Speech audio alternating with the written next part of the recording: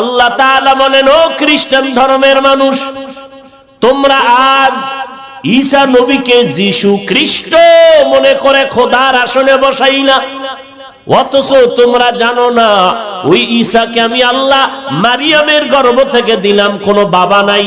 মারিয়ামের বিরুদ্ধে ওই এলাকার মানুষেরা পাগলের মতো হয়ে গেল, মারিয়ামের বিরুদ্ধে হুলিয়া জারি করলো।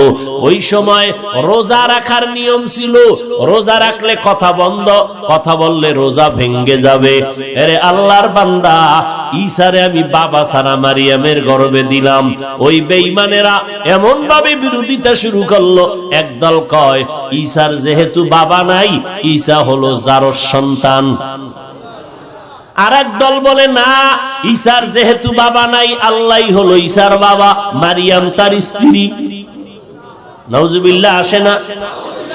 আরো জোরে বলেন। এরে নবীর উম্মতের দল, আল্লাহ তাআলা কুদরতের দরজা খুলে দিলেন, মারিয়ামের কলবের মধ্যে আল্লাহ পাক জবাব ঢেলে দিলেন। মারিয়াম কয়, আমারে তোরা মারিস না, গালি দিস না, আমি মারিয়াম বড় পবিত্র, আমি জিনা করি নাই, আমার জিন্দেগির মধ্যে কোনো কালেমার দাগ নাই, আমার উপরে কোনো কলঙ্কের আসর নাই। এবার যদি তোরা বিশ্বাস না করো, আমি তো রোজাদার, আমার সন্তান দুধের বাচ্চাকে জিজ্ঞাসা কর, বলে কথা বলতে পারেনি, পারলে কি করবি? পারলে ঈসার কথা মেনে নিব। এবার ঈসাকে প্রশ্ন করলো, তুই কার সন্তান? ঈসা নবী মায়ের কোলে বৈশা জবান দিয়ে আওয়াজ দেয়, ইন্নী আবদুল্লাহ,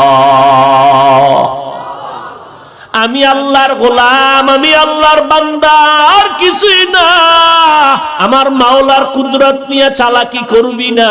তাফাক্কারু ফি খালকিল্লাহ ওয়ালা তাতাফাক্কারু ফিল্লাহ, আল্লাহর সৃষ্টি নিয়ে গবেষণা করো, আল্লাহকে নিয়ে গবেষণা করিস না। কারণ মেমোরির ভিতরে জিবি আছে সীমিত, মেমোরি হলো 1 জিবি। কয় জিবি? 8 জিবির লগে চ্যালেঞ্জ দিলে হ্যাং হয়ে থাকবি, আর চলতেই পারবি না। কি মেমোরির সাইজ সব এক, 1 জিবির সাইজও যেমন, 8 জিবি মেমোরির সাইজও কথা কয় না নাকি? সানফুরের 1.5 হাত বড়, সব মেমোরির সাইজ 64 জিবি মেমোরি আর 1 জিবি মেমোরির সাইজ, ডিজাইন, ভেতরের কারবার এক নি। এখন সাইজ দেখেই যদি কেউ কয় আমার 64-র ভিতরে যা আছে এটা 1 জিবির ভিতরে ঢুকা, এবার কম্পিউটারে দিলে কম্পিউটারও হ্যাং,